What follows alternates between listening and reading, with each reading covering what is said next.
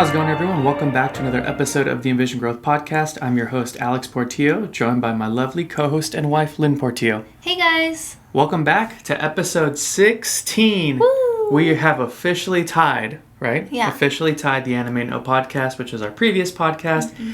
We did 16 episodes there. We're at episode 16 for eNVision Growth.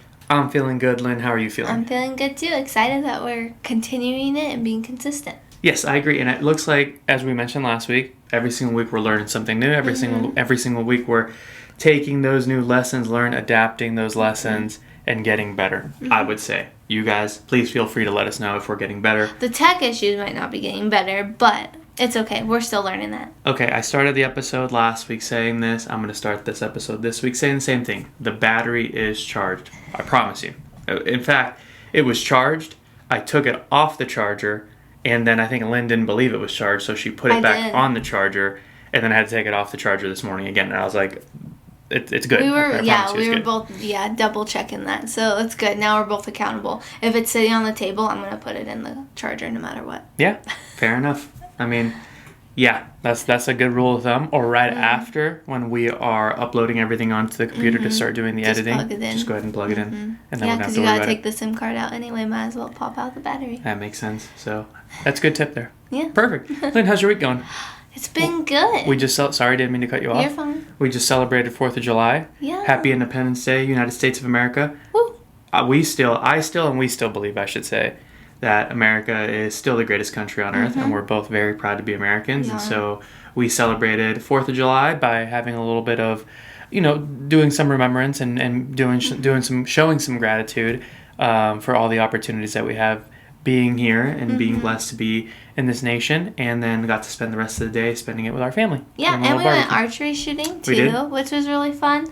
Let's start. I think we should start with just pits and peaks, or valleys and peaks. Peaks and valleys? Peaks and valleys. Yeah. Pits, same thing. Yeah. But you said pits and valleys, so it's two doubles. You don't want to be two doubles there. Oh, yeah, you don't want that. But, because my peak would be archery shooting. We went multiple times this week, and it's just been really fun to be out there early in the morning in the mountains when the air is fresh and hiking through with Rhaegar. So yeah. I just wanted to share that because I was really enjoying it. Yeah, it's exciting. I know we've talked about this. I drew an archery tag that starts in a little bit over a month and a couple of days, and so I'm very excited for that.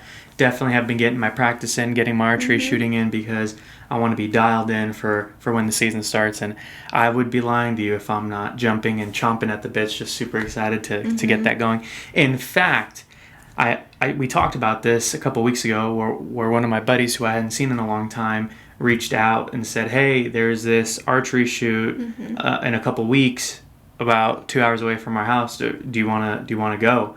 And I was just like, okay. I looked at Lynn and I was like, hey, one of my buddies from high school I haven't spoken to in many, many years. Or seen, actually. We've spoken here and there, but I haven't seen him in many years.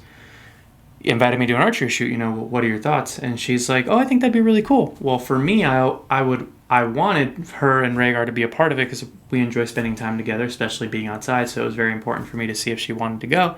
And so I asked her, and at first she was a little hesitant, but then she's like, you know what? I think it'd be cool. Let's go. So we went, right, and we had a good time. And after that, this was the point what I was trying to make. After that shoot, I was just so inspired.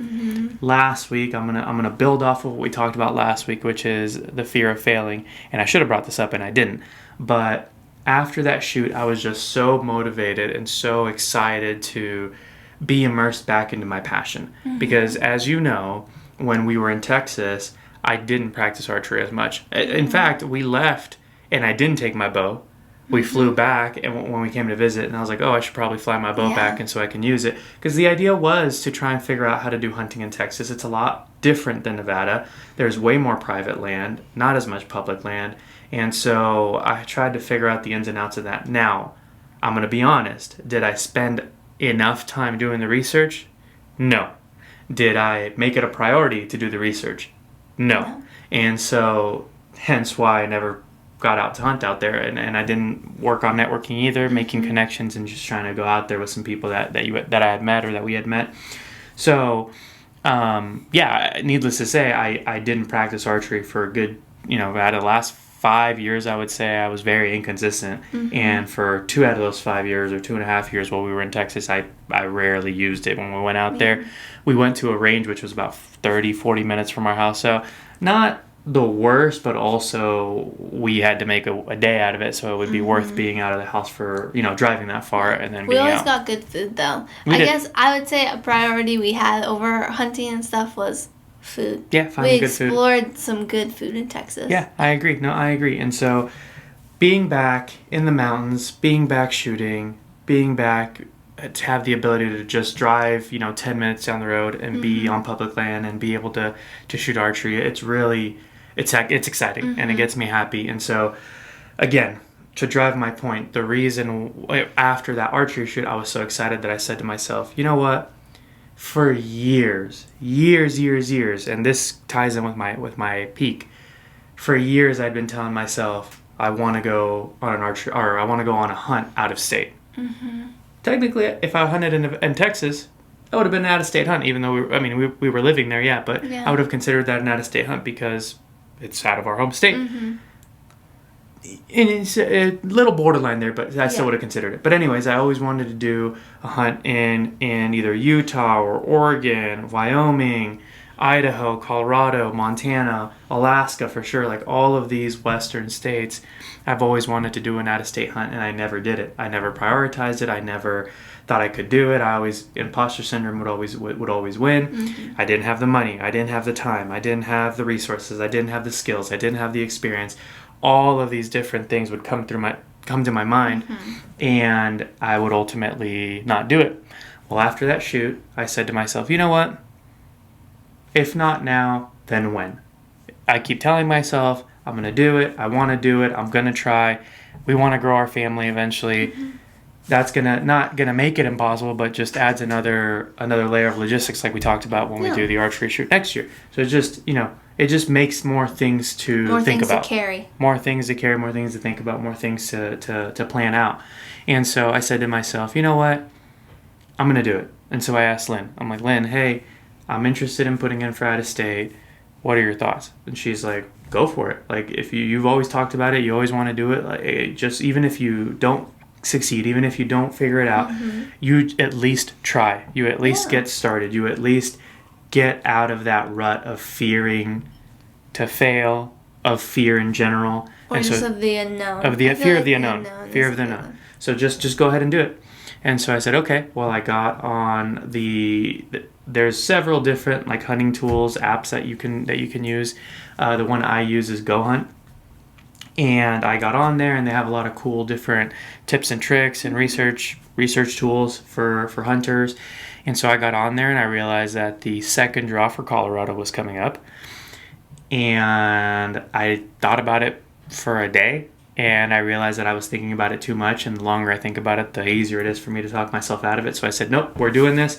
I grabbed my hunter education card, which was timely, by the way, because I had ordered a new one because I lost my card itself. So I ordered a new one, and then when that arrived, it was like a day or two before I had applied. Wow. So that was perfect timing. So I pulled that out, created an account online for the state of Colorado, did my research prior to that, submitted my hunt choices, and then boom, I have officially put in for archery elk in Colorado. My first time putting in for any out-of-state hunt. My first time attempting to hunt out-of-state, like really going through it. And so I'm very excited. In fact, I believe the draw results are on the 8th, which I believe the 8th is Monday. Soon, yeah. So at the time that this episode posts, or the day this episode posts, I will be very anxious, very checking excited, your email over checking and over my again. email, very excited to see if I drew something. And in fact, I think it's perfect timing, because I think after this year, if not already, don't quote me on this, I have to do my research again or further my research, but I think after this year or this season, Colorado is no longer doing over-the-counter out-of-state or non-resident tags. Oh. So now it's going to be a lottery system. Okay. Yeah, and so there was, based on the numbers that I saw, there was a lot of leftover tags.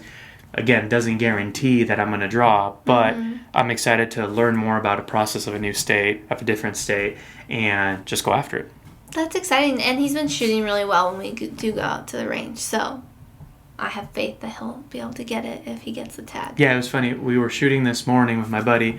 We linked up together, and Lynn was there, Rhaegar was there, her dad, my father-in-law, came and tagged along as well. It was a great time this morning.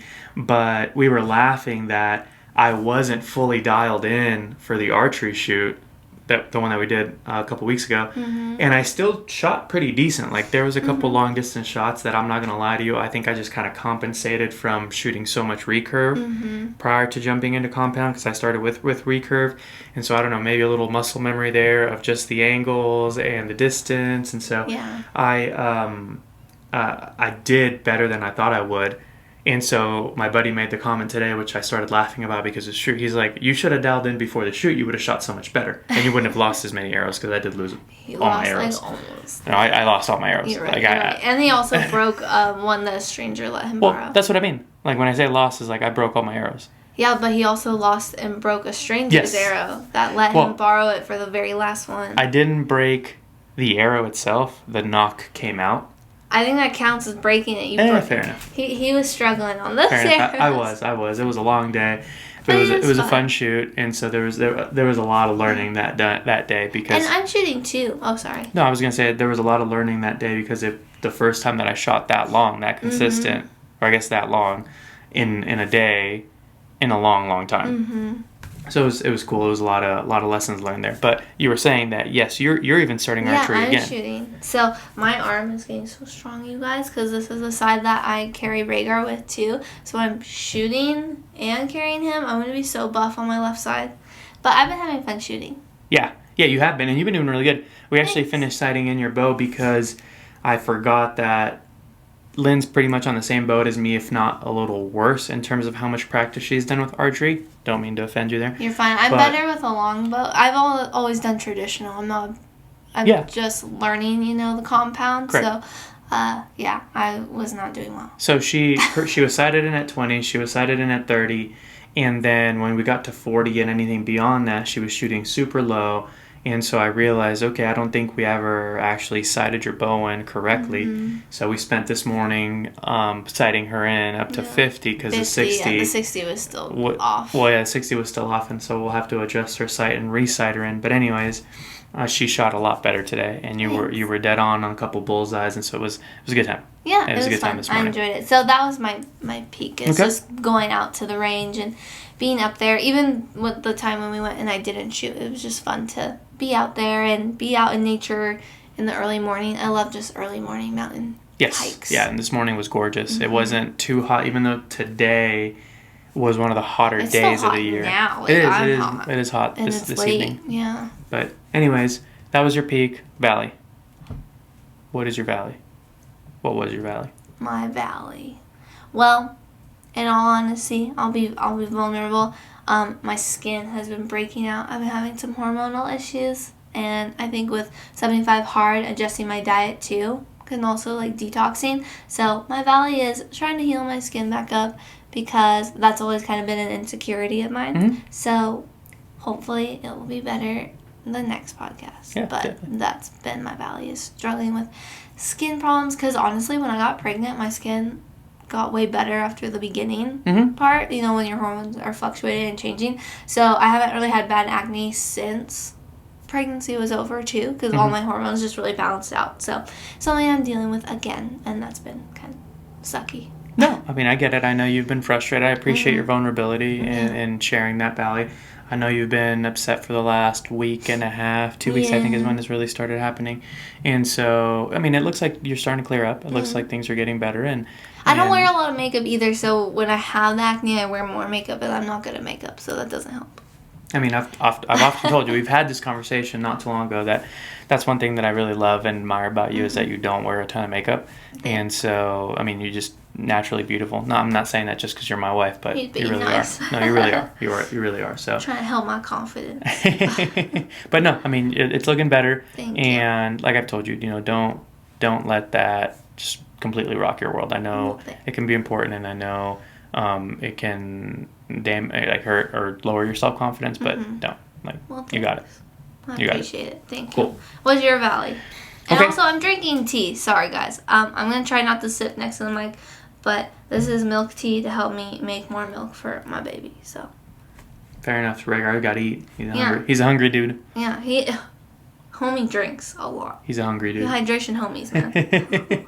But okay, so I spoke about my peak, which was everything that we just talked about, and just really spending time outside and shooting and being together. That's, I would sum up my peak. But my valley this week, simple. So last episode, and we're going to build off of where we left off last week, going into this week's episode. But last week I talked about how I failed 75 hard for a silly reason, forgot to take a picture after 42 days. I forgot. Yeah, that's what we talked about. So what you're about to say. Yeah. So That sucks. in that episode I also made the comment that I'm going to readjust, made the adjustments of what I needed to do to ensure success or better success in the next attempt. And I was going to start last week. And so one additional task that I added was reading the Bible, spending time with God, reading scripture, reading the Bible in general was going to be a critical task that I added, and I had to do it every single day because an area of my life that I really want to grow in is my faith. And so this was a way for me to push myself. I hate to say it. I've said this before. I hate that sometimes I need challenges of certain things to get me engaged or motivated to do something. Mm-hmm. But, I'm also of the mindset that whatever can get you started, if it can get you started and get you going on the direction that you want to go, why not give it a shot? And so in the end, the long-term goal is that I don't need a challenge to help me be disciplined and be consistent in the things that I need to do, right? So anyways, I added reading scripture, reading the Bible every single day as part of a critical task. And if I didn't read the Bible, it would be like anything else. If I didn't take my picture, if I didn't drink my gallon of water, if I didn't do my 2 workouts, if I didn't do my 10 pages of reading, I would fail the program and start all over again. Mm-hmm. And so I restarted. Day 1, completed everything, was a success. Day 2, completed everything, was a success. Day 3, I thought I completed everything. I felt confident I completed everything. And then it was day 4 that I realized, wait a minute, as I was getting ready to read my Bible, I was like, did I read yesterday? And I was like, I think I did. I was like, I know I read my book. I'm like, did I read the Bible? And so I opened the Bible, and I have the version where you can, it's a journal as well, a journal Bible, and so you can make your notes. And so I go back to the last page that I was on. I'm reading the book of Matthew right now. And I read the last chapter I'm in, and I was like, I read that 2 days ago. I did not read the Bible yesterday. Therefore, I have to restart. You failed already at 3 days. So after 3 days, I almost said 4. After 3 days, I failed the second attempt of 75 hard for 2024. Now, I will say, is that a true critical task to the program itself? No. So I could have kept going, but for myself, for the integrity of myself, for the commitment I made to myself, I had said that if I do not do this, I was going to restart the program. Mm-hmm. And so I am working to really be consistent in my word. It's not always been that way, not that I've been a liar my entire life, but I understand and I do believe, and Lynn could probably attest to this, I need to work on being consistent, better consistent in the commitments that I make, because at times I do waver. He gets excited and just commits to too many things, and then it wears him out, and there's also just not enough time in the day to the commitments he makes, and it's with everyone. Yeah. Like, it's not just himself. Yeah. It's any kind of task, any kind of hobby, any human being, honestly, that we know and meet, because he likes people and he gets excited when other people are passionate about stuff. Yeah. And he wants to support them, so he can get excited and want to, like, oh yeah, let's do this. Like, let's go. Like, he's like, hey, I'm here to do it. Like, that's literally what he says to everyone who says, oh, I'm interested in this. Oh, I want to try this. He's like, man, I'm here. Let's do it. Yeah. With everyone, though. Mm-hmm. And that's their passions. So he's ready to, like, motivate them on their passions even. But then he has his passions. And then also, I'm needy. So he needs to be there for me. I'm number 2. God, me. So I come before everyone. But also, we're not going to be rude and not commit on the people that he already made commitments with. Yeah. And then all of his stuff, he still needs to do. And then Rhaegar is also a commitment. So he can just get a little stacked on the things he enjoys, and then has to pull out on certain things. And then that, It affects. Yeah, it For affects sure. you. It affects. And so I'm trying to work on, my commitments and sticking to them and being a man of my word. I think all that is very important. Mm-hmm. Integrity is very important to me. And so honor and all that good stuff. And so I want to make sure that I am essentially practicing Mm-hmm. what I preach, right? Yeah. So after 3 days, on the 4th day is when I realized it, right? I was already going through everything of that day because I think I read the Bible towards the end of the day. So I had done pretty much everything. I was like, well, I guess today is not day 4. Today is day 1. And so here we are at attempt number 3 of 75 Hard for 2024. Starting this when I started it, which was, that would have been, what is it? Today's 4 days. I think today's day 4. Anyways, I'm trying to do quick math, but I should finish, I think, September 13th or September 14th is going to be my 75th day. Lynn is still on track. She is still doing phenomenal on her second attempt. We started together the second attempt. So she's doing really well. I'm on day 9. She's going. She's going to beat me. And I'm very proud to say that out loud. Like, that's really cool. I'm excited. I'm going to be kind and continue you don't have the 4 days you're behind. You did it to 100 days with me. I can do 4 days extra with you. But did you know September 13th is Bella Swan's birthday? I did not. From Twilight? Fun fact. That's hilarious. You would know that. I know so many birthdays. You would know that. I do. Daniel Radcliffe's is July 23rd. It's coming up. That's funny. I love it. Okay, so yes, that was my... Did you know Harry Potter's, I think, is my birthday? September 1st. I thought it was July 31st. Because it's the first day of school. Oh, maybe you're right. You're the Harry Potter fan. Yeah, you're right. I think it's July 31st. First day of school is my birthday. September 1st. First day at Hogwarts is... Yeah. You're right. Sorry. I got excited. That's too funny. I got too cocky there. Okay. Real quick, and then we're getting into our topic. Because there's some good things to cover today. But this was what, 7, 8 years ago when we took the Harry Potter quiz? Yeah, a long time. Well, I mean, I took it way before. Okay, first of all... Yeah. No, not the Pottermore one. The spell one. Oh. Okay, see, she did it again. Look at the expression and the tone which her reaction changed to. So she is a Harry Potter nerd. She is the Harry Potter, genius wizard between both of us. In fact, I stopped watching the series at movie 4, at Goblet of Fire. That still is my favorite movie out of all of them. But after that, I didn't finish the other 4. Yeah. Yeah, the other 4, because the last one split into 2 parts. It wasn't until her and her parents went on a vacation, that I stayed home to watch the dogs. And I was like, oh, you know what? I got nothing to do. I'm going to watch Harry Potter from beginning to end. And I finished the series so many years later. Anyways, we took a quiz. I sent her a quiz. It was actually a game that we could play at the same time.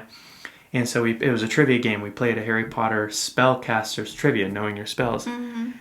I got all the questions right. Lynn missed 2. I don't think that's even fair because you just watched. No. It wasn't even right after I watched the movie. It was like a year or 2 after I watched the movie. He hasn't even read the books either. I have not. But I still hang on to that victory. That makes it worse. She was so sour. She's still sour, as you can see. She is very bitter. And so I take that win. I take that W.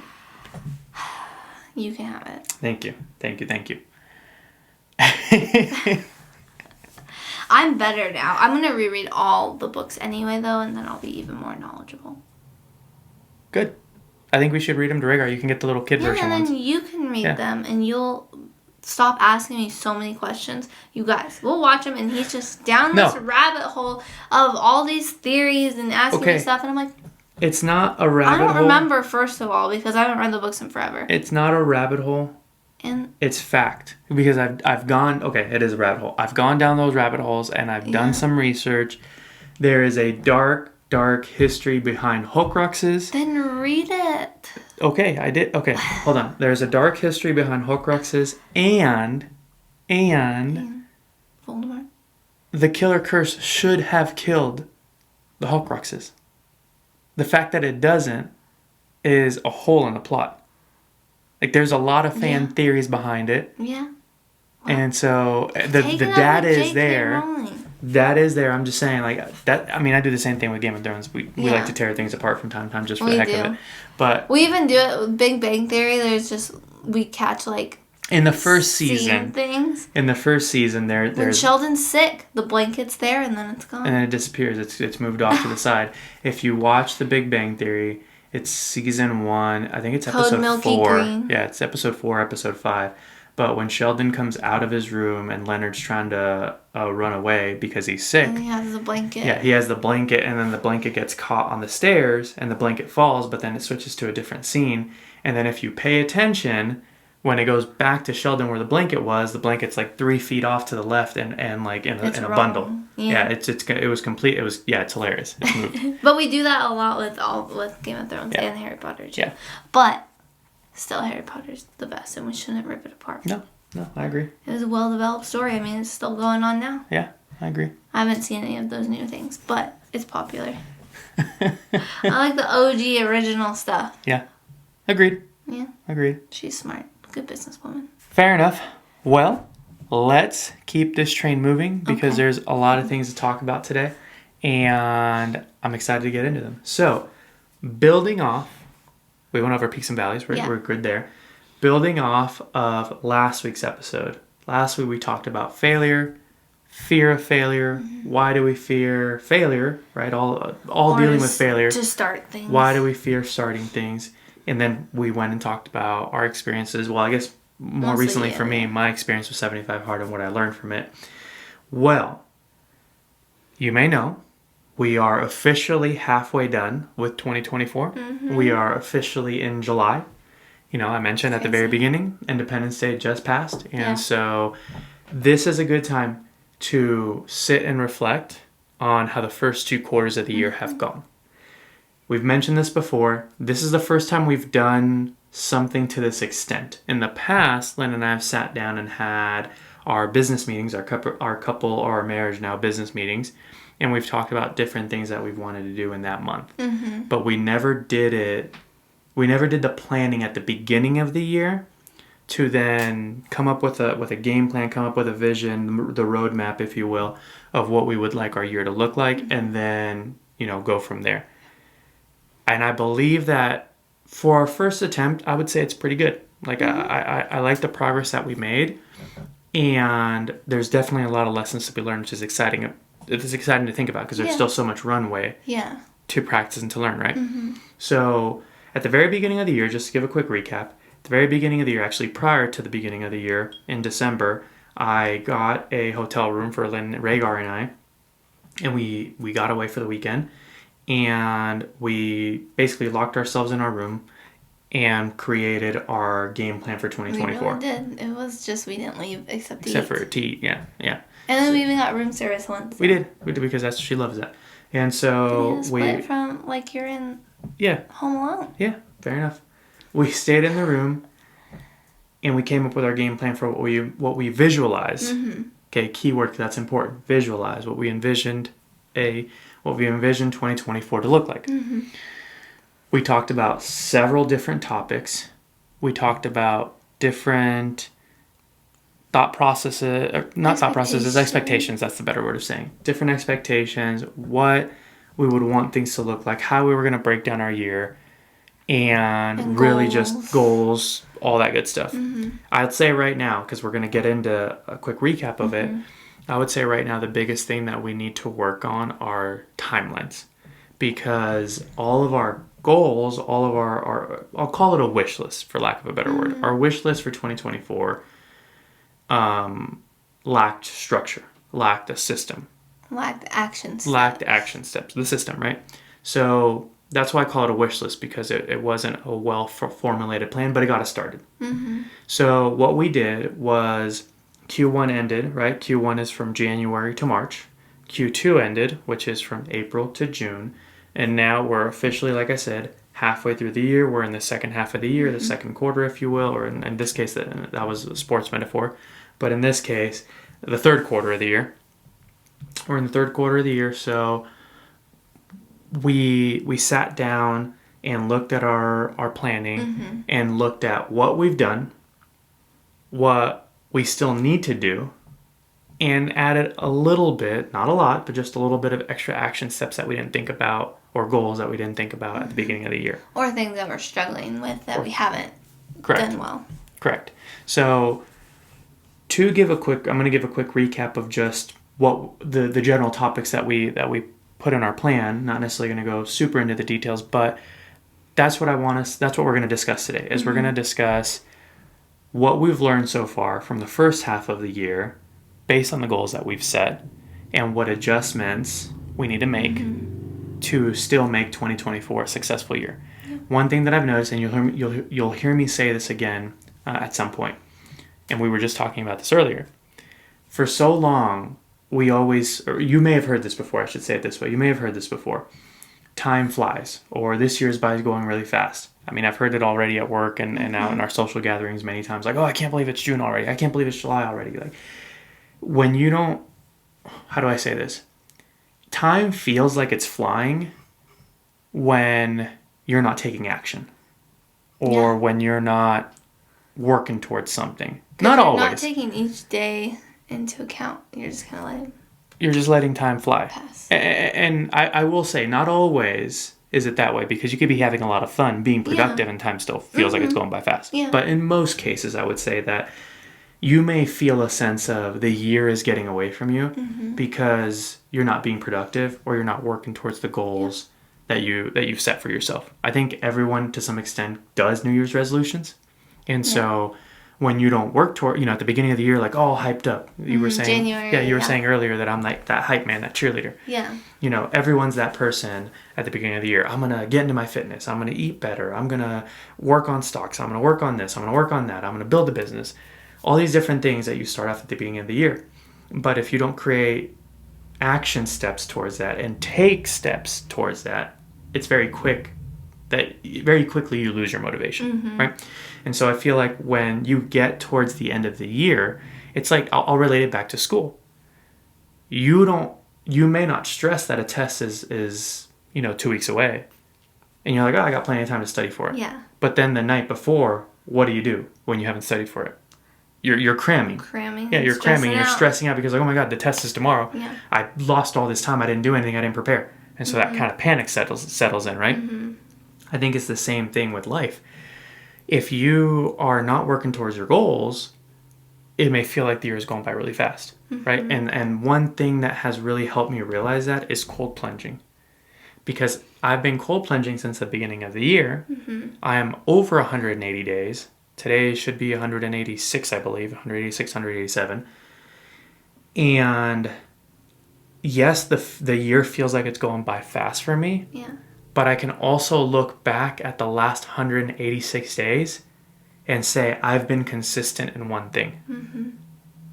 So it just, I don't know, it's an interesting feeling. It's an interesting perspective when you actually count the days when you're working on your craft. And you can see the results and see the timeline that you're coming from. So you have, because with fitness, if you're consistent in doing that, you can see, oh, I lost a pant size here. Oh, I'm enjoying this food. Oh, I'm not craving this anymore. And that kind of creates your timeline. But if your goal is fitness and you're not consistent in not doing that, then you don't have a milestone to hit each time. So you're hitting milestones as you go, which also motivates you further. It does. It does. I completely agree. I mentioned to you sometime this weekend, that my phone was running out of memory, and I knew I had to go through some pictures and delete some and then upload them to the computer and all that good stuff. But before I did the upload, I was like, you know what? Let me make sure I take a bunch of pictures to find that perfect picture when we're taking, pictures together or whatever. And so I could look at Rhaegar, he's smiling, and I maybe took 50 pictures trying to capture that perfect smile. And then I forget to go back and delete them. So my memory goes by pretty quick. So I'm clearing out my storage. And I realized, I was like, you know what? I should create a separate album for all my cold plunges. Oh, that's good, yeah. And so I created that, and then I spent the time of, video 1, January 1st, 2nd, 3rd, yada, yada, February, March, April, May, June, and then up to July. Wow. And so then I go back to the album, and I'm just, I was making sure that I had all the dates, so I was just focusing on the dates. But I see January 1, 2, 3, 4, February, March, April, May, down the timeline. But as I'm going through it, it was just really cool to see the progress of just the progress that I've made. Yeah. Being disciplined, being consistent with that one simple thing. I mean, my hair's changed, my body's changed. Oh my gosh, it's changed so much. My tolerance has changed. The way I am receptive. In your face. Well, thank you. But the way I'm receptive to to the challenge Yeah. of cold plunging. Yeah, it is summer, so it does feel good to get in the cold water right now. It feels so good. But in the winter, I would watch a couple of the videos and I'm like, you could tell I'm super hesitant to get in. You could tell I'm super hesitant to even sit down. And now I just get in like nothing. And so it's just really cool to see the progress, to see the fruits of the labor, of the sacrifice, of the hard work. And like you said, it re-motivates you. Yeah. It gives you that motivation to continue I had going. all those videos when I made your little cold plunge video, which we should post. You should post. Okay. Because I think it would be cool for everyone to kind of see how much you evolved. Because you can see a huge difference in just the whole process of his excitement, his focus, his expressions. I mean, physically, yes, you changed too with your hair and body and stuff. But you can just see the confidence growth too. Yeah. But I could have done like 1 second for each one that whole 186 days. And that would be not a super long video. It would be cool to see it like flashing before your eyes. You're getting ahead of me. You're talking about visions that I have for when I hit the year mark. Sorry. But it's okay. We could do a short one now. But no, to your point, you're correct. It took a really long time to make just that video, so it's going to take a long time to do a year. I bet. Well, you can start editing it now. But no, to your point, it's true. You see that progress, you see that hard work, you see the fruits of that labor, and it feels really good. Yeah. It feels really good, and I've mentioned this before. If I could just take all the discipline, all the lessons, all the consistency I've learned from cold plunging and apply it to every single area of my life, I could be a very, very successful person. More successful than what I already consider myself. The sky's the limit at that point. I like that you said more successful because you are successful. Appreciate that.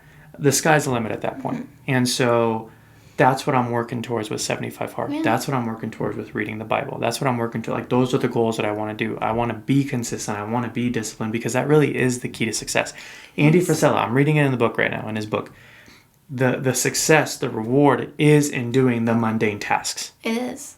Yeah. And I will be the first one to admit that when things get mundane and things get boring and things get repetitive, I get bored quickly and I don't want to do it anymore. He likes to switch up. Yeah. Quickly, and so I know I need to be consistent. I need to be productive. I need to be disciplined if I want to continue being successful. And that's not normal, I feel like, in society nowadays. People say, oh, like, you need to switch up your routine. Go take a random trip here. Go do something fun. Go try something you haven't done before. Like, yes, those are all really great. But that kind of mindset really causes us to not want to be disciplined and continue to do the things that we don't like to do. I mean, there's certain things that I'm working through right now where I just don't want to do them. Like, I'm tired of it. I don't like the routine.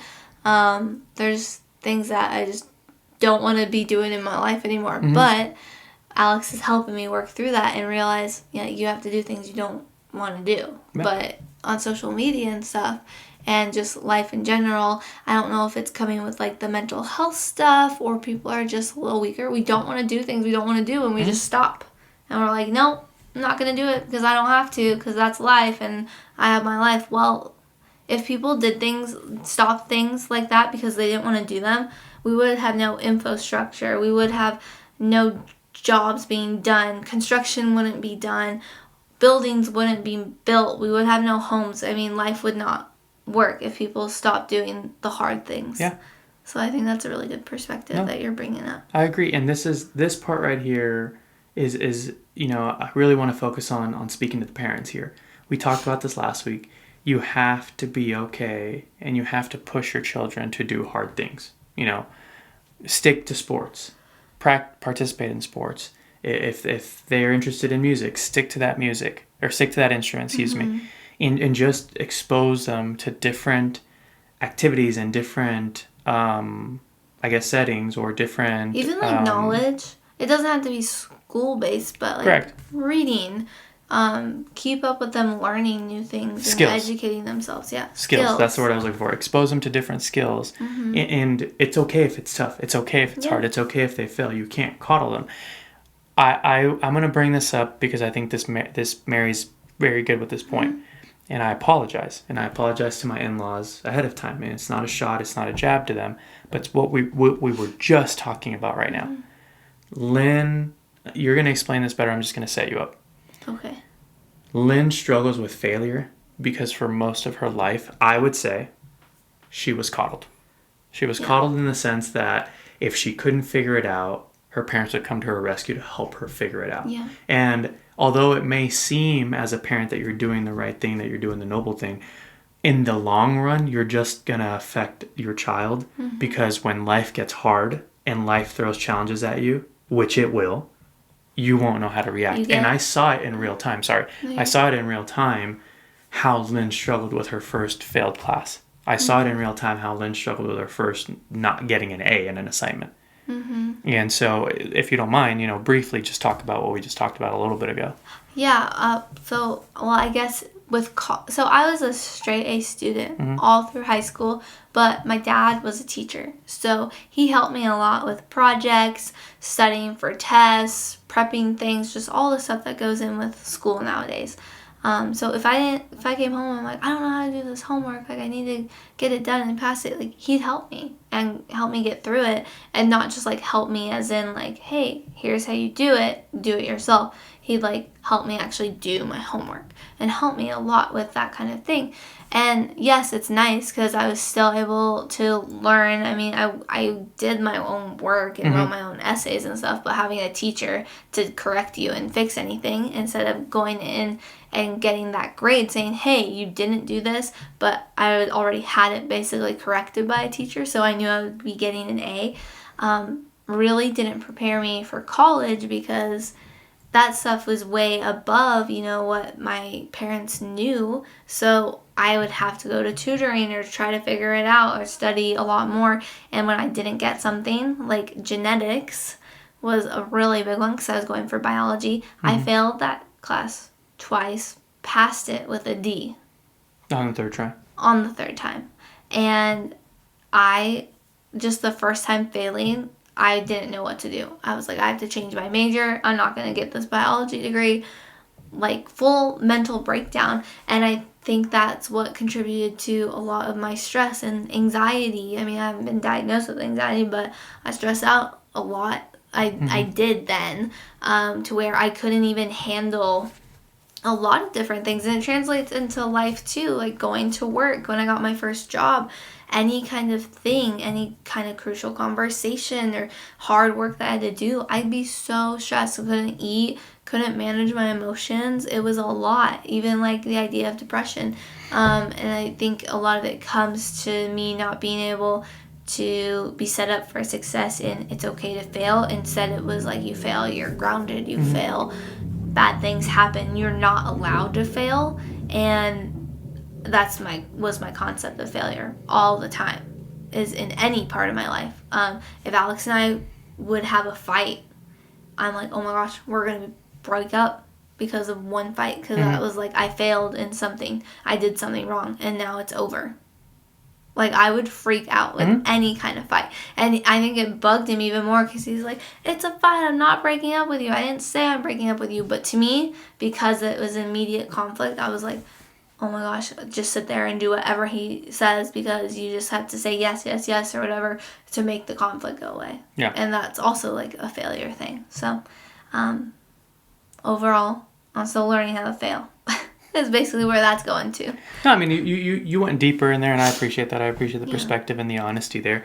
But, I agree. I think that although like I mentioned, although the intention is noble, you don't want to see your child fail. You don't want to see them struggle. You don't want to see them go through that. So you want to help them.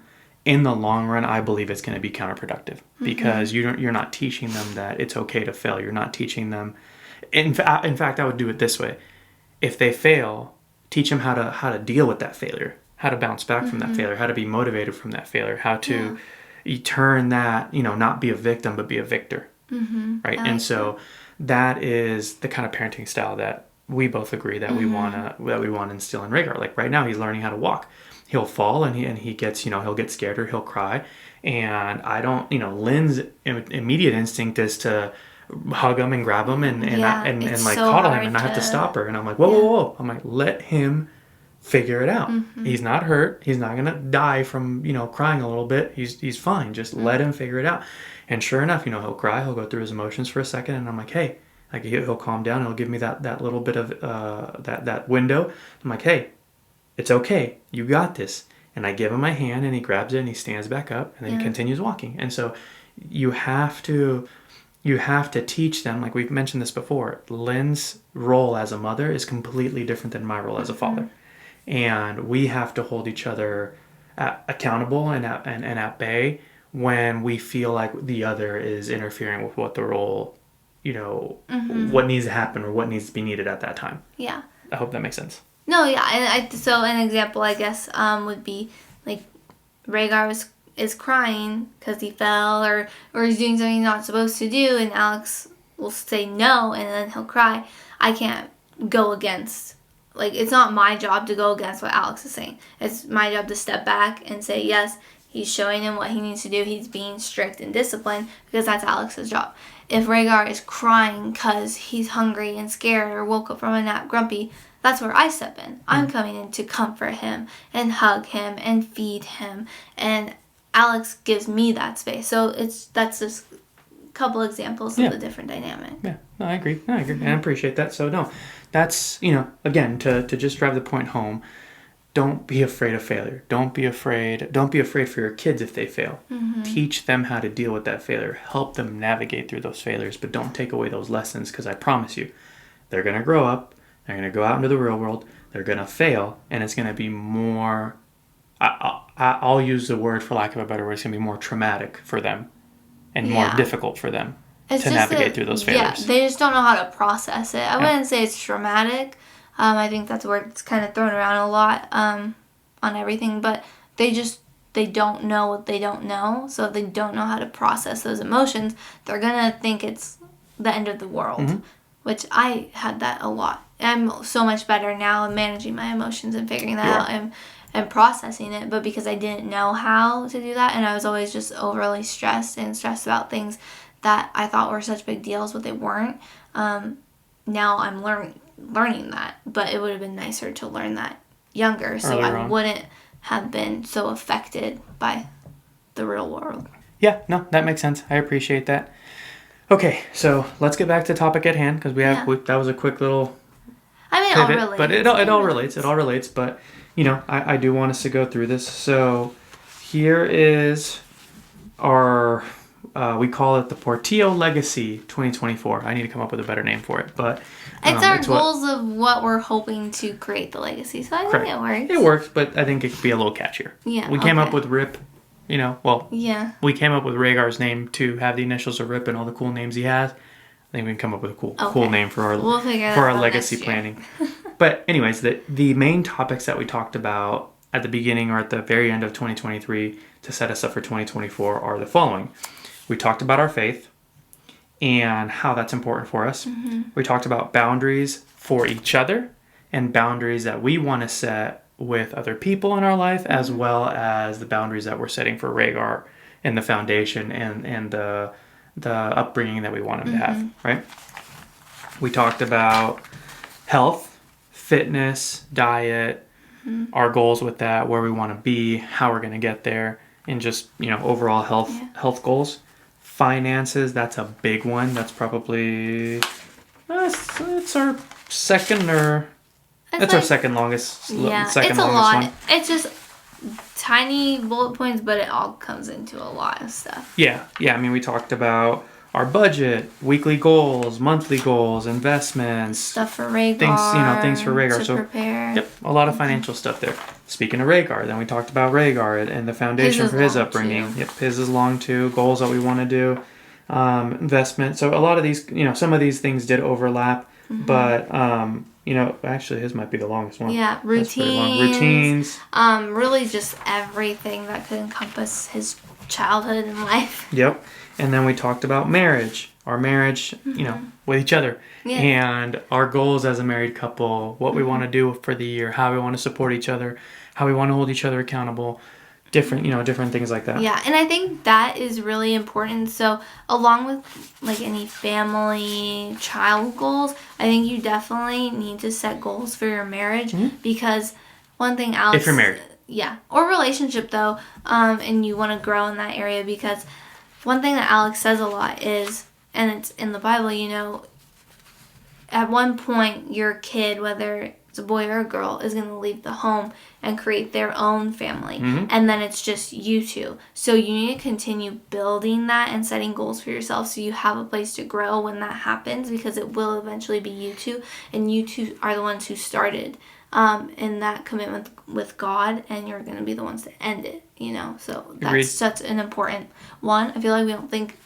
don't think about it because, oh yeah, we're married. Yeah, that's fine. There's other things we worry about. There's lots of things in life, but you got to set specific goals married and be goals. Intentional about them. I think that's important too, because like you said, it's very easy to get caught up in the dynamic of a new family. You're focusing on your child, and don't get me wrong. We talked about this. We still fall short of that commandment God gave us. There's times where we definitely put Rhaegar above each other. Or work. Or work, or life, or parents, or whatever. Yeah. And so it's just, it's a constant, I don't want to say struggle, but it's a constant reminder of things that we need to work on. Yeah, like the other day I had a meeting and Alex was in here and I was like, you need to get out. I have a meeting. I didn't realize when I didn't see him all morning, I could have been like, oh, hi, Kiss, I have a meeting. Can you leave, please? Oh, I thought you were talking about when I walked in on your meeting on accident. Oh, no, that too. But he was in here and I'm like, you need to get out. Like, I have a meeting. I was rude and I didn't even acknowledge, even though I hadn't seen him all day. I could have given him a kiss and been like, hey, love you, get out. Like, being a little nicer and recognize, hey, you're still my husband. I need to acknowledge you first over a meeting. And I didn't. So that's just an example of how we're still working on it. I'm used to it. I am working on it. No, that's not Just good, kidding. though. Just kidding. You shouldn't be used to it. So after our marriage, we talked about Lynn's specific goals, right? So individual goals, Lynn's goals, my goals. And then our last topic I want to say, two more. Extended family. Yeah, we talked about our extended family, expectations. Again, a lot of these things overlap, but we talked about our expectations with our extended family, expectations for them watching Rhaegar, the kind of foundation we want to set for him, the kind of upbringing we want to set for him, how we're going to interact now that, Lynn, once we got married, we became a family, but now we've grown our family, and then your parents, my siblings, they're our extended family. So how's that dynamic now that we moved back? Yeah. And so we talked about that. And then we created a small action plan list, and then that was it. That was what we did for the very beginning of end of 2023 to begin 2024. Lots to go through there, lots to cover, or lots of things that we covered, I should say. But overall, we only did 2 days, and we could have done so much more. But see, okay, let me pause you there. I'm glad you said that. At some point, you have to realize that you potentially are adding too much. Yeah, but I think we could have had a fun day. We needed a brain break. So we talked about that, and so here's what I'm proposing. Here's what I'm thinking that we need to do moving forward. Yeah. We do a couple of days focused on because this is something we want to do every single year. Or this is a reoccurring thing now. First couple of days, we focus on creating our game plan, okay, or the wish list. The next day, we focus on the action plan, the action steps, because I think that's, those are two different things. You want to sleep on some things and then come up with a game plan, go from there. The action steps. So let's just say that's 3 days right there, right? Or 2 days potentially. 2 days. I think 2 days. 2 days, okay. And then the third, fourth day, we do a vacation. At that point, or it's just spending time together, enjoying time with each other, visiting different locations. We want to do a different location each year. That's kind of one of the goals that I had mentioned to you about. But yeah, no, I completely agree that once we go through all that work, we want to enjoy ourselves and spend some time together and then just kind of relax. And I think it was a lot just mentally to absorb after we came up with this, because then your mind's going everywhere. What am I going to do? What steps do we need to take? So that wouldn't happen if we had the action plan day. But then afterwards, you don't want to just go back into your ordinary environment. You need to take a step back and transition, and that would be nice. Yeah, I agree. And something that's important too, we may have covered this, we may have not, but our children being there, Rhaegar being there. At first, I did not want Rhaegar there. I shouldn't say it that way, but at first, I just wanted Lynn and I to do this planning, business, and just make it focus it as a business meeting. But then she convinced me, and it didn't take her long. She just said, "Hey, I really want Rhaegar to be there," and I said, "Okay, well, I'll make it work. We'll figure it out." I'm so happy he was there. Granted, he was a baby, he's still a baby, but he was a baby. He wasn't walking. He was napping more than anything Yeah, he else. slept so much. So it made it easy. But in this environment, God gave me this vision. Like I saw the visualization of what I would love this to, or what I want this to look like, what I would love for this to look like long term. And long term is as Rhaegar grows, God blesses us with more children. As our family grows, there will be different stages that will expose them to more of the legacy of our family. Yeah. So then we'll get their goals. Okay, well, what are your goals for this year, Rhaegar? What sports do you want to play? Where do you want to travel? What do you want to do? What do you want to experience? Get that. And not just make it a wish list, right, where we're giving everything to him, but then really challenge him and say, how are you going to get there? Too. Yeah. We want to do all the same categories. Correct. But and then you challenge them and like, how are you going to get there? How are you going to accomplish this? Kind of give them that entrepreneurial, fun. Give them that entrepreneurial mindset. But to what you were saying to the finances, we introduce them to finances in certain levels at certain ages. Yeah, I mean, but then he'll when be doing lemonade stands where he's bringing that money to those meetings. Yep. And then but then when he gets to a certain age, much older, then really introduce him to the family finances and say, okay, here's our portfolios. Here's our assets. Here's our liabilities. Here is the whole picture of our family. It is your responsibility now to help steward this. It is your responsibility now to help increase this, help manage this, help grow this. Yeah. And so that was the vision that I received, that I got from that experience. And so I was super happy that you told me and convinced me to bring him. And so, yeah, I mean, I just got a little excited there. But no, that's essentially what our estate, our legacy planning was at the beginning of the year. And now we're at Q3. We're at the second half of the year.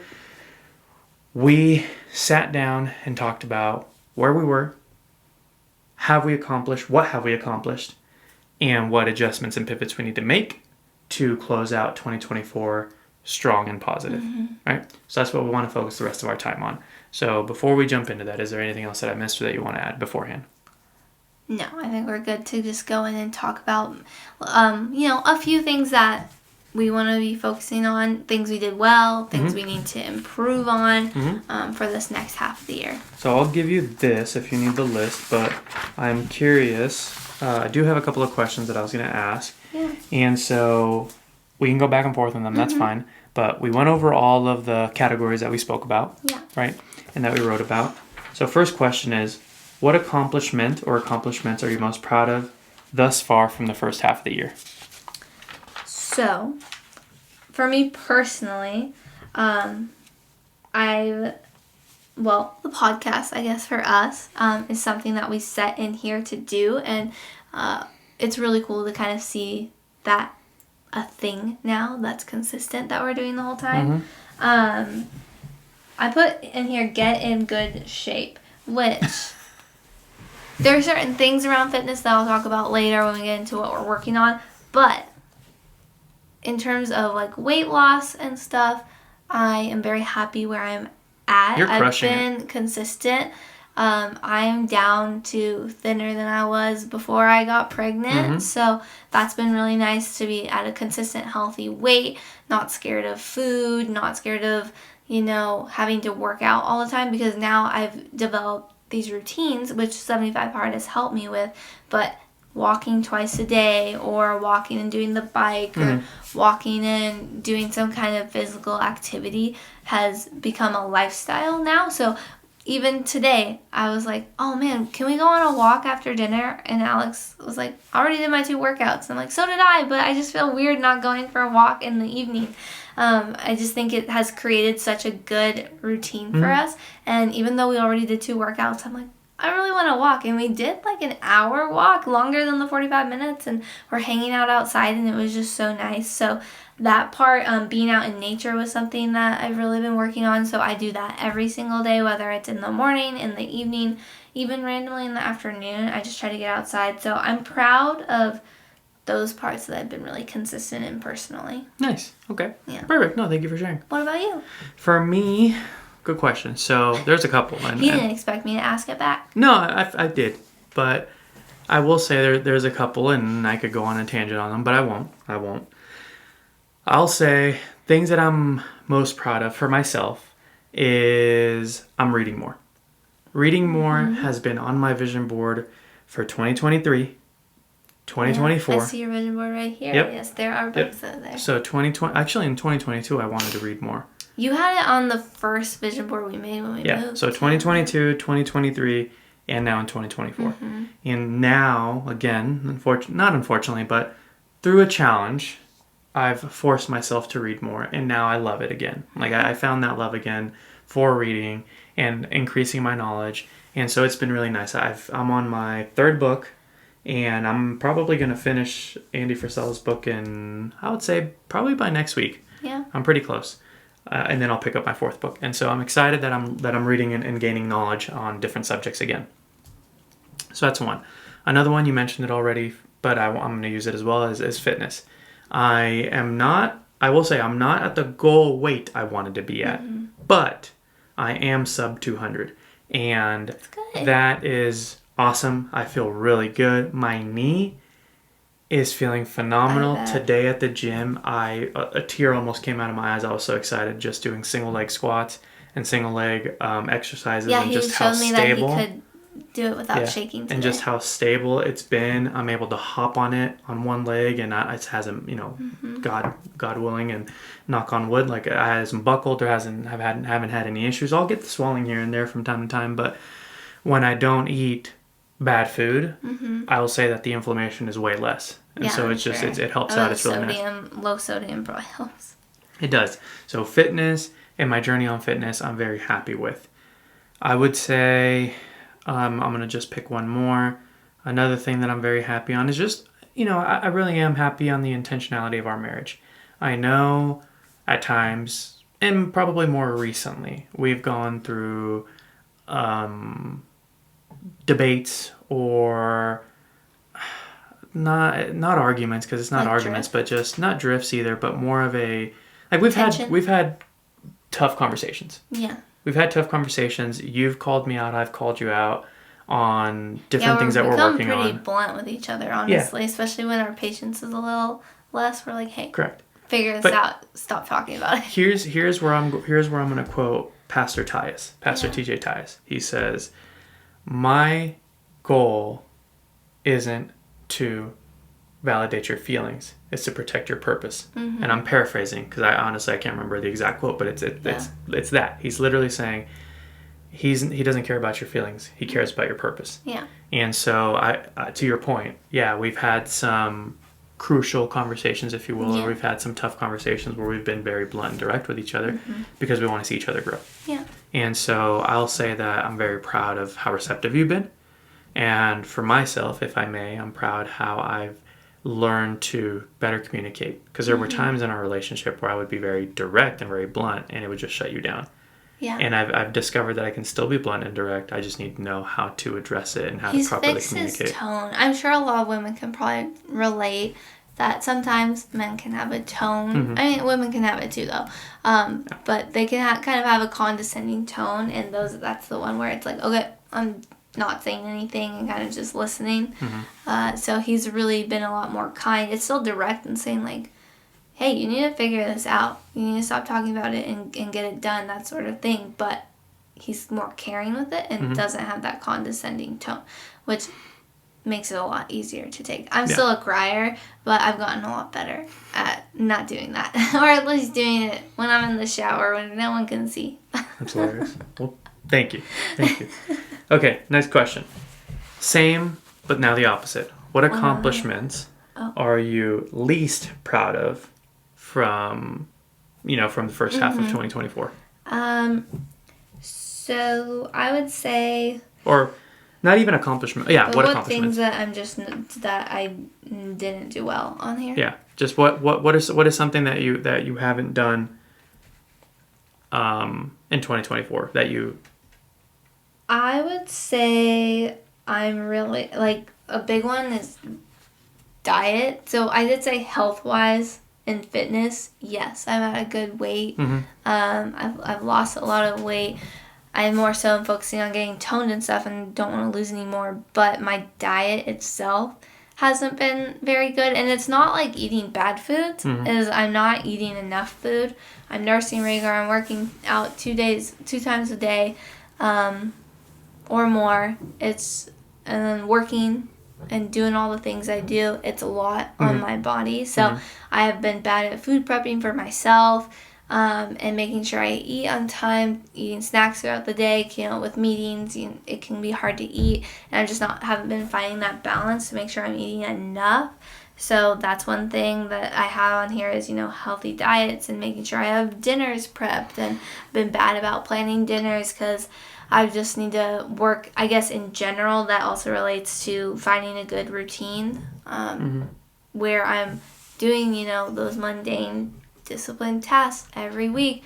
Food prepping, writing a grocery list, writing a meal plan for the week, and doing all the steps I need to so I can be successful in that. Because if I don't make dinner, I'll tell you, no one's eating dinner in the house. So if I'm not planning dinner, then everyone's like, oh, what are we eating? What are we eating? And then I get mad.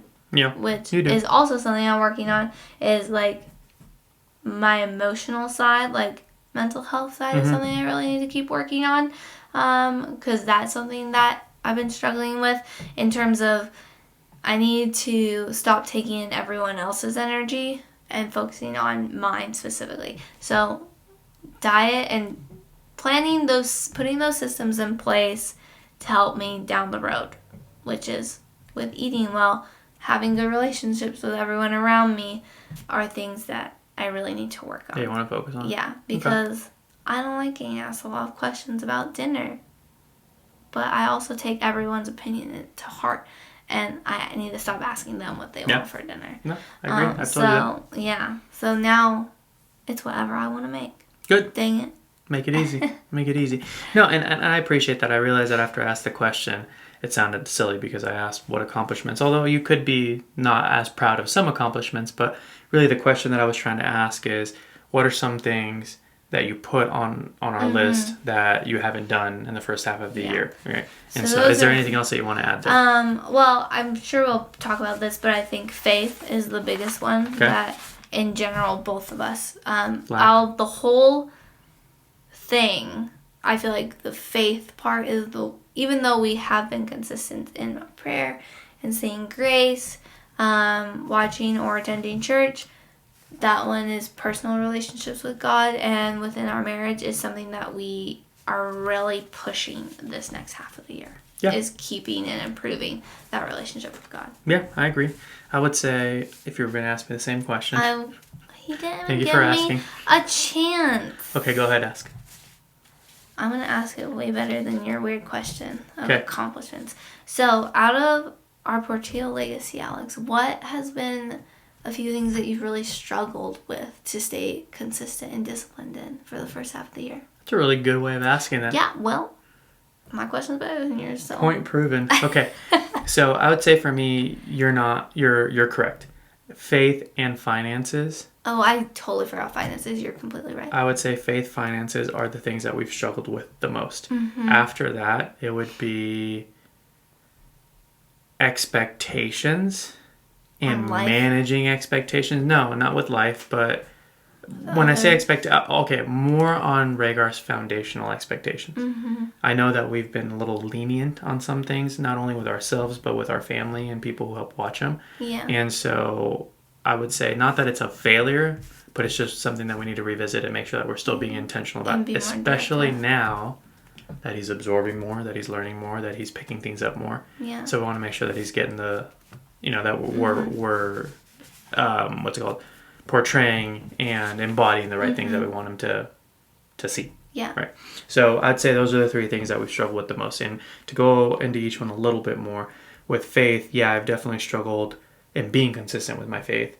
Again, I've said this and I repeat it, like I want to grow in my faith. It's something that I don't want to just, I don't want to be I don't even know what the right word is, but I just want to have a better relationship with God. You want to go in 100%. You don't want to... Correct. I don't want to have any reservations. I don't want to be lukewarm or cold or just an on and off Christian. I want to be committed to my relationship with God. Mm-hmm. And so that's something that I've struggled with and want to continue to get better at. For finances, I would say that we've done a decent job a decent job of sticking to our budget, I will take a lot more of the ownership of this because I have not pushed for us to be as consistent and stick to the game plan as as we've drawn up. I've often said that, okay, well, you know what? This came up, or Lynn wants to do this, or I want to do this. Like, sure, we can afford it. Let's go do it. Let's go have some fun. Because I do agree that you have to find that balance of, saving and investing as well as enjoying the time now. Yeah. But do we flirt with that line maybe too much? I would say yes. Yeah. And so I need us to be back on the same page, and that's what we've talked about, in our Q2 or now first half check-in, is being on the same page, being committed to the same vision and the same mission, or we're going to find ourselves at the end of the year in the same exact spot and not moving the needle forward in terms of our finances. Well, I wanted to hop in there because I wasn't going to I don't think you need to take full responsibility. I have my credit card number memorized, and that's a problem. So I take full responsibility for us not fully being committed in that because I get excited. Rhaegar's a child, and I love him, and I want to make sure he has things, and I get excited with cooking and groceries. So I definitely am, I say, completely responsible for that. And Alex was so nice the other day and let me get clothes and go clothing shopping, and he pushed the stroller and held Rhaegar. And even though we said we weren't going to be buying clothes and stuff because I was all insecure about my acne, he was helping me redo my wardrobe and get some summer clothes because I am a fall and winter person. Like, that's my whole wardrobe. So I have one pair of shorts and I just wear them all the time, and they're like 5 years old from Forever 21 for like $10. So he was so nice and took me shopping and let me spend that money, which I didn't get like expensive stuff or shopped a lot, but because shopping drains me. We went to 3 stores and I was like, I'm done. Can't do anymore. Let's go play in the water with Rhaegar because they had one of those fountains. But he was so good about that. So I wanted to acknowledge that a lot of the money stuff, it's probably me because I like to grocery shop. That's where all of our money goes, on groceries, honestly. And then if I see something fun on Amazon or wanting to get certain things for Rhaegar has been a problem. But it's okay because I know we're going to get in check and we'll get committed. It's funny that you say that because one of the things that we actually talked about this week was I've told Lynn many times, you're my witness. I've told her many times, stop putting things on your card. Like, I mean it. And I've said it just like that. Like, I mean it. Stop putting things on your card. One of our strategies is that we just live off of essentially one paycheck, and we're banking the other one. But same principle applies to our spending. We're only using one card for our spending, for the majority of our spending. And Lynn will buy something off Amazon and she'll text me. She's like, hey, I didn't use my card. I'll use your card. And I've never said anything until now that I'm really trying to buckle us back down to the mindset that we need to be to achieve the goals that we need to achieve, that we want to achieve.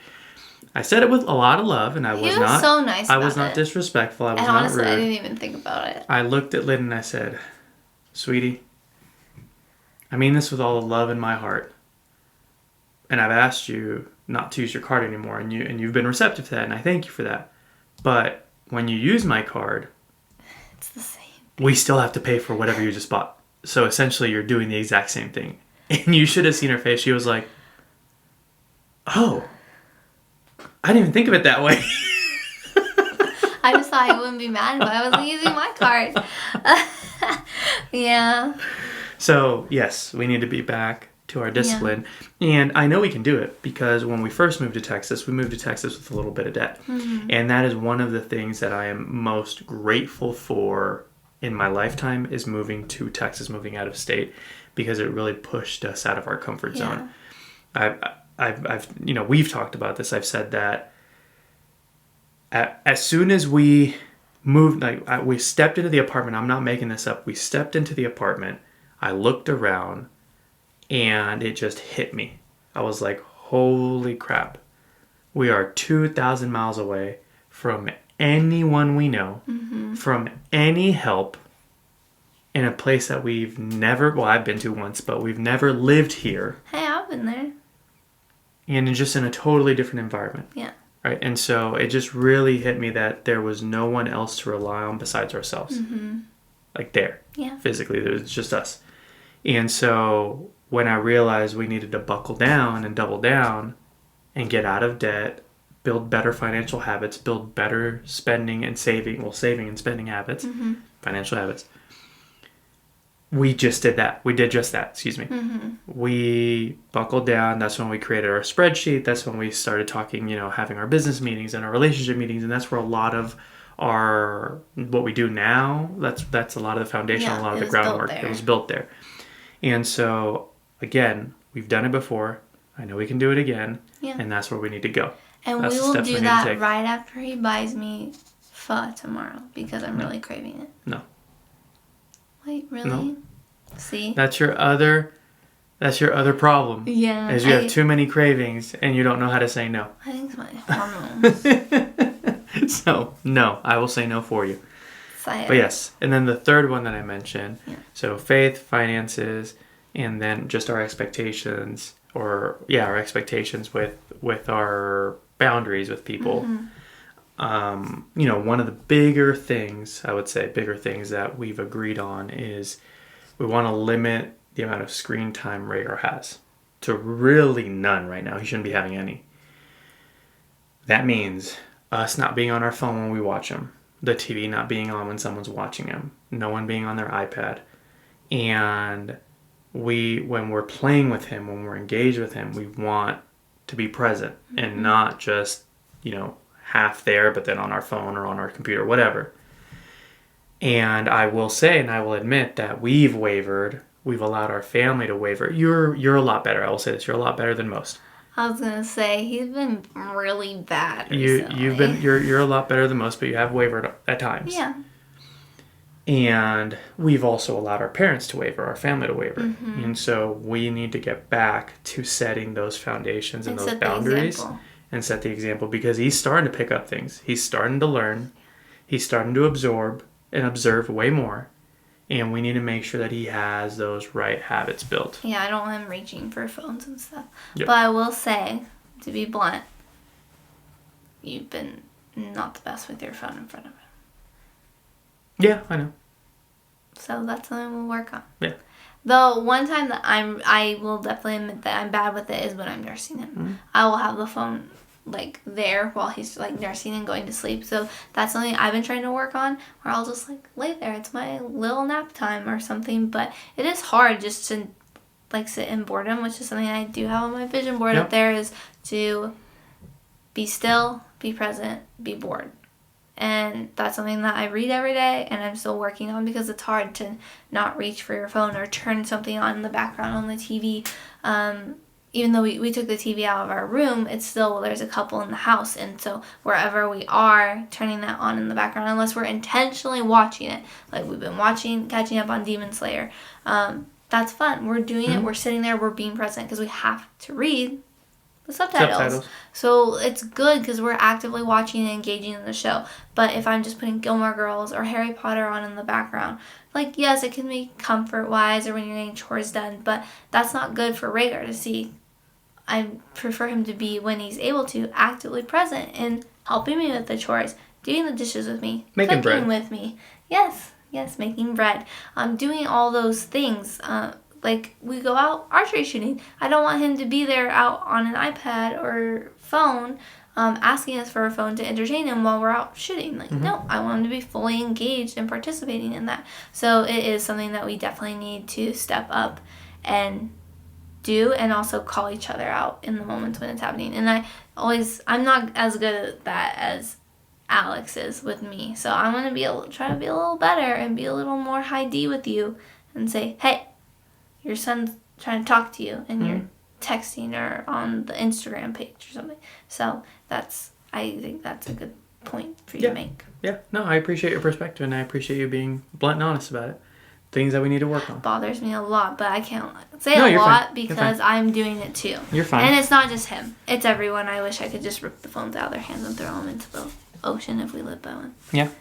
Okay. I watched a video actually the other day on getting a flip phone. I couldn't do that because of my job and stuff. I need that fancy apps to access work. But gosh, it made me want to be like, oh, let me go ask If we for a could go flip back phone. to a razor, God, those were the days. Or even the BlackBerry. Those were the I mean, days. you could access your email on the BlackBerry and stuff, and it had the full keyboard. I loved my BlackBerry. Yeah. It was like an orange, so it looked like San Francisco Giants colors. I miss those. Yeah, maybe we'll figure out a way to use it. Have a work phone and that. Yeah. No, that sounds terrible. Then I just have 2 cell phones. I don't even want I mean, one. you see me carry around 2 cell phones, one for work, one for mine. I know. I want to throw them both away. Okay. So, last two questions. Yeah. What adjustments, and if you could just, I mean, there's a lot of adjustments, but if you could just give, 1 to 2, what adjustments do we need to make going into the second half of the year to be successful in the goals we want to accomplish? Well, starting tomorrow, working on a routine for faith. Okay. How we're going to be consistently talking with God, communicating with God, having a church routine, have a Bible study routine down. I think for me, everything is, I need better systems in place because I can get worn down. I can get a little emotionally worn down. So for me, just with everything across the board is creating better systems so I can be successful. So tomorrow I'll be planning all the meals I'm cooking for the week. I'm going to be cooking my lunches for the week and prepping that. I will be writing, I want to plan just honestly a morning routine so I can also be more successful in that as well, which that will help set me up for the rest of the day if I get busy. Find that balance, and I think that will help me with diet. So I'm making sure I'm waking up early enough to eat good breakfast and not rushing into meetings and have space to do lunch and just routines across the board. And then I think with faith, it's going to be reflecting in how I'm managing my boundaries emotionally and physically with others and trying to find that part of, that I mentioned previously of what I'm working on for my mental health goals. Okay, perfect. Yeah. What about you? Okay, well, I mean, yeah, I could say faith as well, but you already covered that, and I echo everything that you're saying there. So I would say the other big thing that we need to focus on is our knowledge. And I don't want to tie it just to one single thing, because a lot of it is still financial knowledge that we need to increase, and I think that that's important. But we need to advance our knowledge in what kind of lessons we want to teach Rhaegar, because a goal for us is homeschooling for him, right? We've talked about this. So what is the curriculum that we want to build? What is or programs that we want to use that are out there? What are financial tools or financial plans that we can use for him now, and build him a custodial Roth IRA, or build him a custodial investing account, or build him a custodial life insurance, or these different programs, these different things that we're learning more about. Right. And so doing some more research there, but I would tie it back, pretty much everything that we need to improve on still, or the goals that we need to hit still, fall back on 2 principles: systems. And I think this ties into it because it should be a part of a system, but deadlines. One thing, as I look at all of our sheets here, one thing that if you can see, no deadlines.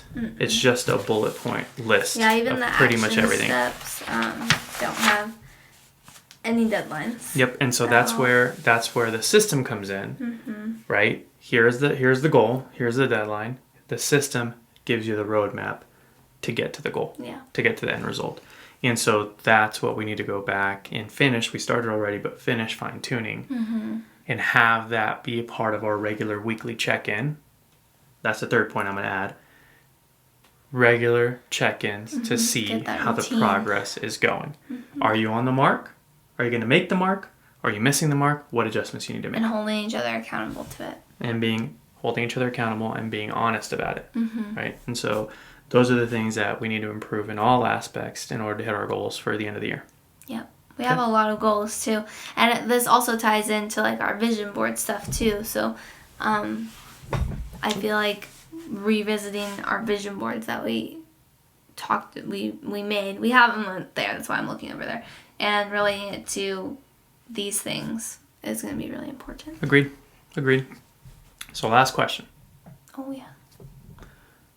What are you looking forward to the most the second half of the year?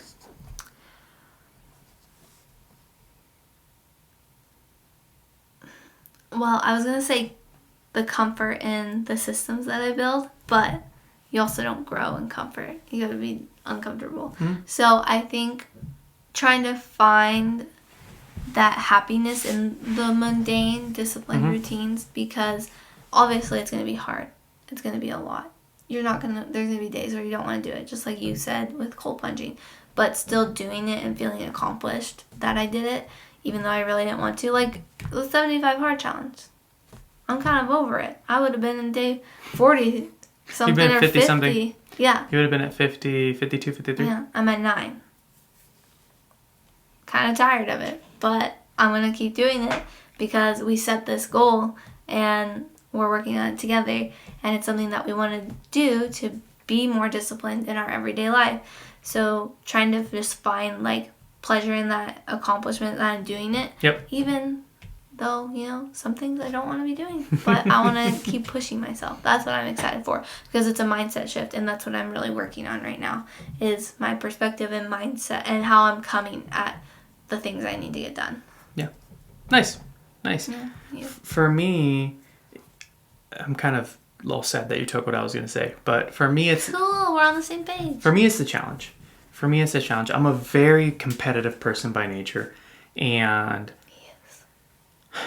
nothing gets my blood boiling more in a good way than feeling doubted. Oh, yeah. Feeling like I can't do it. Being, what's the word I'm looking for? Being not shortchanged. Oh, there's a word and I think it's escaping me. Essentially being doubted and being told that I can't do it. Nothing gets my blood more boiling and gets me more amped and motivated to go than to be doubted. Yeah. And so, not saying that, there's probably people who do doubt what we're doing, and that's totally fine. No hate here. All love. But when I say being doubted is I'm talking more for myself. Like at the end of the day, the person I'm competing with is the person that I see in the mirror, which is myself. So I have a lot of imposter syndrome. I have a lot of fear that I still have to continue to work through. But that challenge is also what's driving me, because I don't want to be held captive by that fear anymore. I don't want to be held captive by that mindset anymore. I want to break those mindset chains and move forward to a more abundant life, more fulfilling life, and reach the things that we want to reach, accomplish the goals that we want to accomplish. Yeah. So that is what I'm looking forward to the most, is the challenge of getting it done. Well, I will hold you accountable to that. Appreciate that.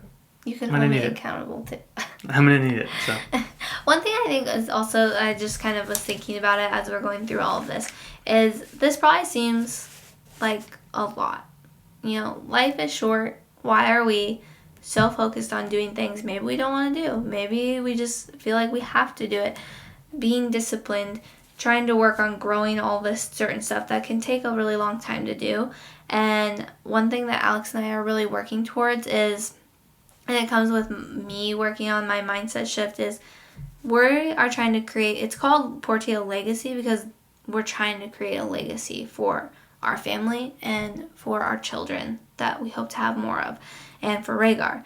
So we might not be getting to experience the fruits of all this labor that we're doing right now and working towards.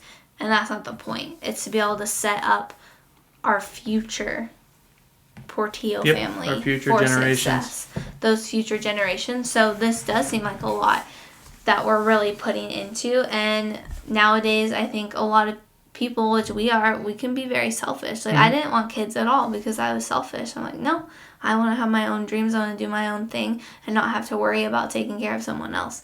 And we're really trying to remove that perception. And, like, we'll get to enjoy some of it. Like, might get to enjoy some pho later. That will be a little selfish. No, you still don't. But we're working towards making our children's lives better, helping our parents' lives be better, teaching our siblings important skills so their lives can be better. So we're trying to put in that work, that discipline to create that legacy. Yeah, and that's why we're doing it. It seems like a lot, but I would say it goes beyond that. Like, it's not just that. Yes, it's important for us that we help our family advance. The saying is, if you don't come from a rich family, then a rich family should come from you, right? And so, yes, we want our families to advance, but for me, and for us, I would say it's more than that. We want to help people along the journey. That's the whole reason why we're doing this. We want to help you. You know, we want you guys to get better. We want you guys to take different tips and tricks and challenge us, challenge our ideas, and let's talk about it. Let's have a debate about it. Let's get into conversation about it. And we just want to help other people. To this day, I'm not lying. To this day, I still feel, I just said it, a little bit ago, but I feel unworthy. I feel fear, imposter syndrome, all this other things. And I get it. There's someone who's out there who's going to say, well, the more you speak about it, the more, you're going to manifest it and it becomes real. And you're not wrong. You're correct. That's why I try not to speak about it so much, even though I do. Things that I'm working through. But I remember feeling like no one would be able to help me, or no one would be able to feel the way I feel, or have the same struggles, or feeling like I couldn't even ask questions because I was embarrassed. This is also for you guys. Like, we want you guys, like, what we want to share our journey with you, so you're not alone. If you're thinking of getting into real estate, stocks, starting a business, getting into a podcast, fitness, reading, writing, improvement in general, all these different things, we want you guys to see in real time that if two people who don't come from like a rich family, or rich families, so to say, can start a process and work to build something, you can too. Yeah. I said this before. This podcast, these episodes are, yes, for you guys. They're for us, but they're also for our children. In case there's one day we're not there, the lessons that we're passing on and we're leaving with the world that we've learned, other people can benefit from. I think that's a goal. That's a big goal for me. I think that's such a good perspective. So he's having me read the Sacred Cow. What is it? Killing Sacred Cows. Killing Sacred Cows. And one big theme throughout the whole book is it should be a win-win. Prosperity, growth, money. It's not someone has to lose. Everyone can win. And that's the outcome you want it to be. I'm not trying to take money from you. You're not trying to take money from me. It's money isn't, and things aren't intrinsic. Don't have intrinsic value on them. And people have intrinsic value. Yes, people. So it's what can we do for each other? How can I add value to you? How can you add value to me? And it creates that win-win perspective instead of always thinking, oh, I have to take that from someone, they're going to lose that. Or if I do this, I'm going to lose. It's such a different perspective than that. And I think changing that mindset is what really helps push you to understand what you're actually working towards. Agreed. Couldn't have said it better myself. I appreciate that because it's true. Yeah, I remember that part in the book. And it really challenges you to look at things differently from what you may have been taught.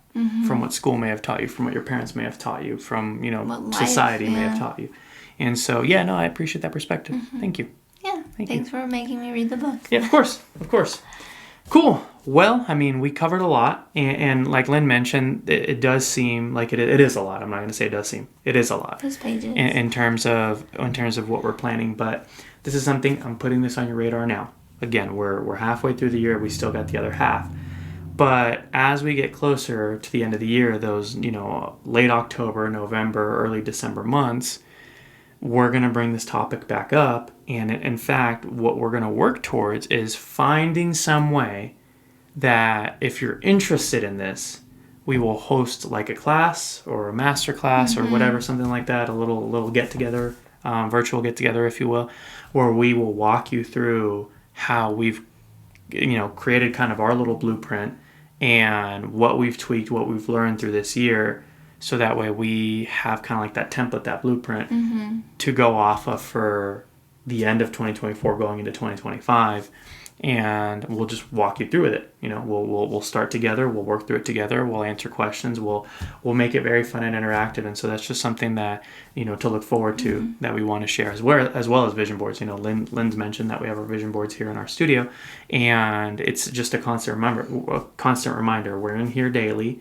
You see our vision boards. We visualize the life that we want to live, that the life that we set out to live at the beginning of the year. And so it's important that we're just that's in a high traffic area for us. So, we'll do like a vision board party. We'll do a estate or a legacy planning party, and we'll do different things that have been on my mind for you guys, for us together at the end of the year. So something to look forward to. Yeah, it will be fun. I love arts and crafts. Yes. And teaching some She's of our really things. good at that. She's good at that. Cool. Well, I think this is it for today, and this is, it was a lot to cover. Appreciate your guys' patience. Appreciate you guys spending time with us. We always love our time together. So, as I say always, and in fact, we got the man, the myth, the legend himself right here, the Prince of all Saiyans, Vegeta, he is the person who I took that quote from, Shatter Your Limits. I added the Ascend. And technically, I kind of modified it because his quote is "shatter through your limits," or "shatter through my limits," is what he says. It's from an episode in Dragon Ball Super. In fact, that's what I got. Chris Sabat, who is the voice actor who voices Vegeta, Lynn and I went to go see him at a anime convention, and he was there. We did meet and greets. It was really cool, and he signed my pop and my Vegeta pop when Vegeta goes Super Saiyan Blue Evolution. He signed it, "Shatter Through My Limits," and it's one of my prized possessions. I love that thing. And, I've always just really loved that quote. From the moment I heard it in the anime, I was like, you know what? Yes, that resonates with me a lot. And so I've adapted it, right? Shatter through my limits, shatter through your limits, and then shatter through your limits and ascend, right? I added the ascend part as well. Well, Vegeta's a good character to even have because he's always trying to push himself in discomfort and honestly go through a lot of pain just so he can grow. And he does it with his son too and really pushes him. So it's kind of his idea of what his legacy that he's leaving. Agreed. Love that you said that. Yeah. Anyways, go out there, have yourself a phenomenal week, get it done. Make the adjustments that you need to make for the second half of the year. Spend some time reflecting. What are the goals that you set yourself for at the beginning of 2024? What have you accomplished in 2024 so far? What haven't you accomplished in 2024 so far? And then make those adjustments, make those pivots, and get after it. Get it done. And then we'll see you guys next week. Shatter your limits and ascend. God bless. Bye. Bye, guys.